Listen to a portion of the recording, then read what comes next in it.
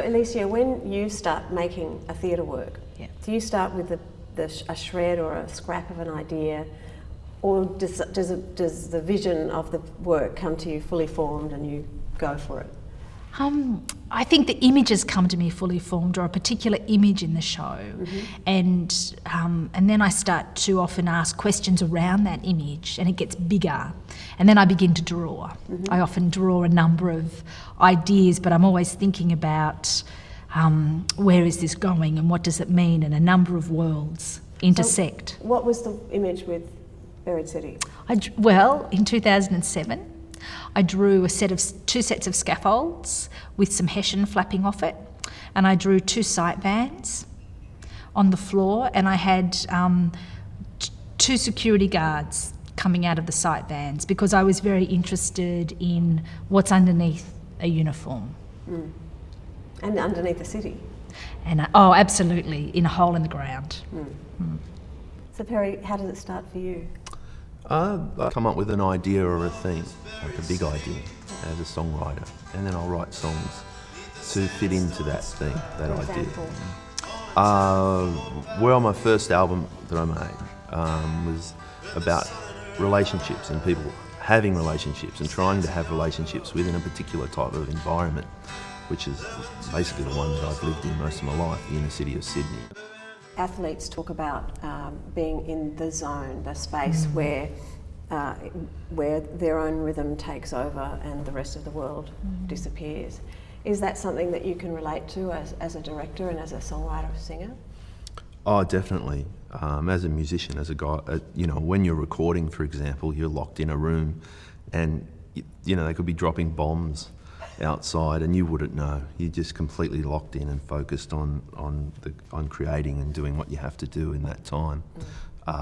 So I really lose myself in that moment, especially when I know I have to write some songs. So I'll spend days just sitting in a room with a guitar and writing and doing that. So it can be quite an isolating experience in that sense.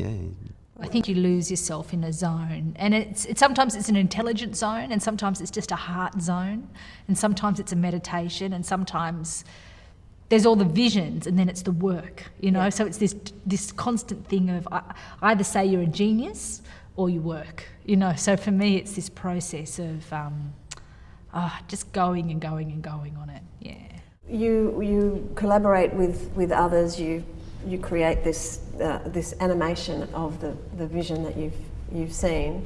The final element, of course, one of the final elements, of course, is the audience. So tell me a little bit about that part of the process. For me, making records, I don't really want to put a record out if it's just going to add to the commerce of the thing. I've got to ask myself, am I actually offering something here that's worthwhile for somebody else? So, but I don't really get to that until I'm further down the track and a lot closer to seeing whether I've actually got to the point I'm looking to get to first of all for myself. In a theatre, though, there's a different kind of alchemy. I think the audience is everything. For me, performers and the whole world is just about creating an emotional response in the audience. And sometimes, say for instance, what actors think they do to create a response is not what's happening at all, because you're crafting a really big scene, so you need someone to work against in a way and very different, so that instead of the work taking place on the stage in front of us, it takes place in the bodies of the audience. So the whole process that we work with has an audience all the way along. So we have experts and people from the worlds that we're talking about in this work, unions, work sites, Muslim women's associations, young apprentices, elders, you name it. They all come together and they watch the work on a regular basis and segments on it. And what fascinates me is how they deal with the work, because I think they tell you straight away when something's not working. And even though they may not have the words to express it, they may never have seen a work before, they might have a very experienced theatre or none at all, but everyone knows when a moment in live performance doesn't work. And so they tell you straight away.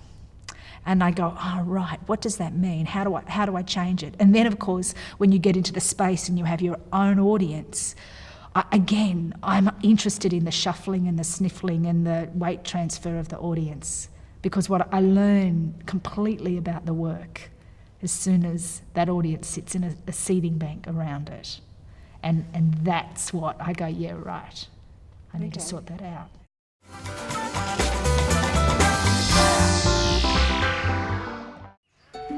What is it about this vast land that breeds such innovation? Innovation in the arts. Innovation in the home.